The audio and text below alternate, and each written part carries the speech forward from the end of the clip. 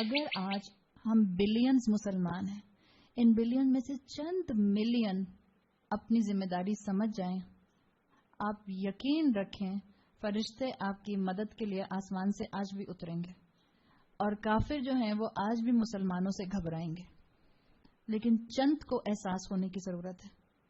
اب اگر مثال کے طور پر اس کمرے میں اس وقت 50 خواتین بیٹھی ہیں، اور 50 میں سے کسی کو ہم آپ کو ایک چیز کہتے ہیں کہ اچھا آپ کو علم حاصل کرنا ہے، ہم آپ کو آپشن دیتے ہیں آپ علم حاصل کریں، اور آپ کو جب آپشن دیا جاتا ہے آپ اس کو دیکھتی ہیں، اس کو دیکھتی ہیں، اس کو دیکھتی ہیں، اس کو دیکھتی ہیں، آپ کہتی ہیں 49 کی 49 تو ہاں ہی نہیں کر رہی، تو میں کیسے ہاں کر دوں؟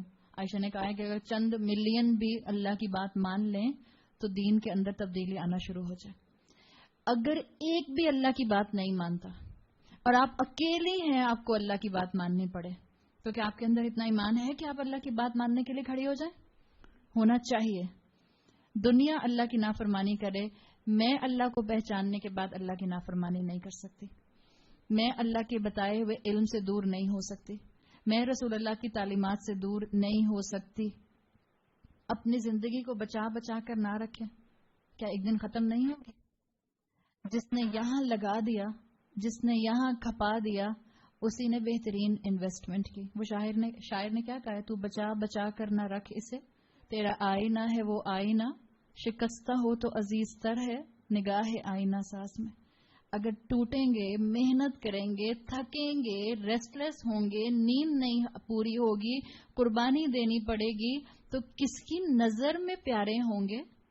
اللہ کی نظر میں پیارے ہوں گے۔ جس اللہ نے مجھے بنایا ہے وہ اپنے لیے جب مجھے محنت کرتے ہوئے دیکھے گا تو کیا اس کو مجھ پر پیار نہیں آئے گا؟ تو بنائیں اپنی زندگی کو حیاتی للہ رب العالمین اور مماتی للہ رب العالمین، اسی کی موت کلمے کے مطابق، اسی کی موت سنت کے مطابق، اسی کو کلمہ نصیب ہوگا جس نے زندگی بھر اپنی کوشش جاری رکھی ہوگی اپنی زندگی کو اللہ کے پیٹرن پر، اللہ کے بتائے ہوئے پیٹرن پر لانے کی۔ اپنی زندگی میں سٹرگل لے کر آئیں۔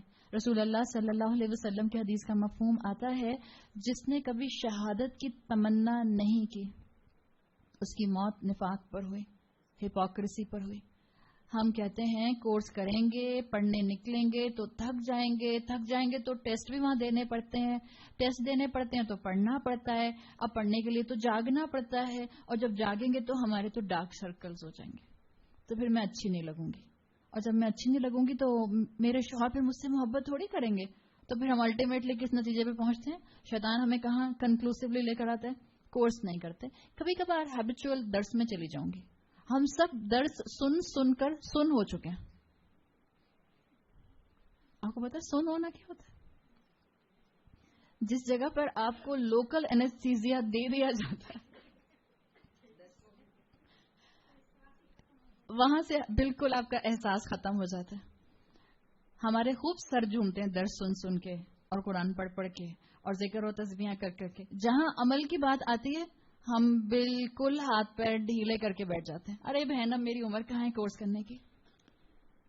اگر کہیں دنیا کی کسی چیز کو انجوائے کرنے کی بات آئے گی تو ہم سب 20 سال کے بن جائیں گے، اور جہاں قرآن کی بات آئے گی میرے ذہن میں تو کچھ جاتا ہی نہیں ہے، یاد ویاد کچھ نہیں ہوتا مجھ سے اب، تب ہمارا حال یہ ہو جاتا ہے۔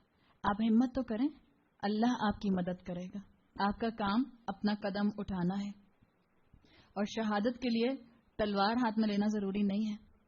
آپ علم کے میدان میں بھی اگر نکلیں اور علم کے میدان میں محنت کرتے ہوئے، اللہ کا دین اپناتے ہوئے، اللہ کا دین پھیلاتے ہوئے اگر مجھے موت آ گئی، الحمدللہ مجھے امید ہے اللہ مجھے شہادت کی موت عطا فرمائے گا۔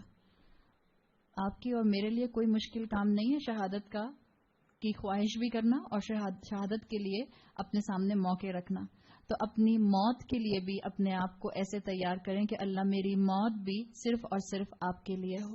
ہم اللہ سے موت مانگتے نہیں ہیں، اس لیے کہ رسول اللہ صلی اللہ علیہ وسلم کی صحیح حدیث آتی ہے جس کا مفہوم آتا ہے کہ بہترین لوگ وہ ہیں جن کو اللہ نے لمبی عمر دی اور جنہوں نے اپنی لمبی عمر میں بہترین صالحات کیے، یعنی انہوں نے اپنی لمبی عمر کو نیکیاں کرنے کے لیے استعمال کیا۔ الطبرانی کی یہ روایت، یہ حدیث آتی ہے۔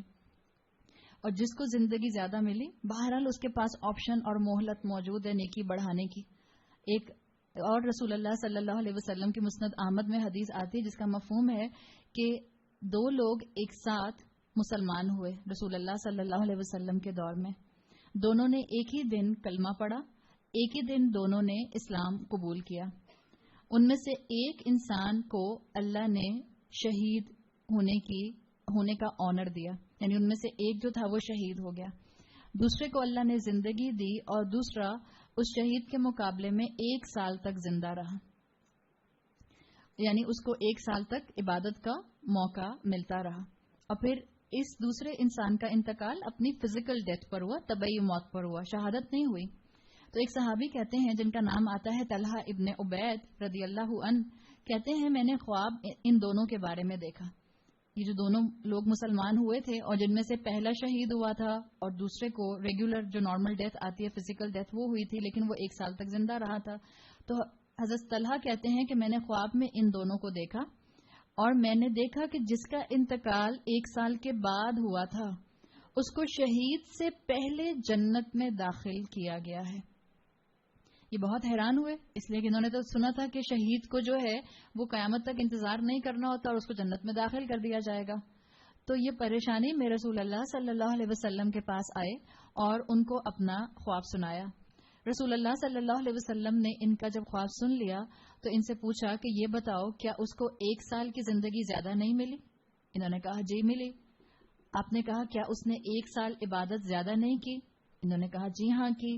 آپ صلی اللہ علیہ وسلم نے کہا کیا اس کو پہلے جانے والے شخص کے مقابلے میں ایک اور رمضان نہیں ملا؟ انہوں نے کہا جی ہاں ملا. تو اللہ کے رسول صلی اللہ علیہ وسلم نے کہا کہ اس دوسرے انسان کو زندگی میں نیکیاں کرنے کی مہلت ملی اور اس نے اس مہلت سے فائدہ اٹھایا, اسی لیے اس کو اجر میں اس سے زیادہ بڑھا دیا گیا. تو اپنے لیے کبھی موت کی تمنا نہ کریں, اور جو اللہ نے زندگی کی مہلت دی ہے اللہ سے دعا کیا کریں کہ اللہ مجھے موت نہ آئے اس حال میں کہ میں آپ کی فرما بردار ہوں. اللہ نہ کرے ہماری موت کسی ایسے عمل پر آئے جو اللہ کی نافرمانی کا عمل ہو. تو اپنی زندگی کو چلتا پھرتا اللہ کی عبادت کا ماڈل بنانا, یہی میرا اور آپ کا زندگی کا مقصد ہونا چاہیے.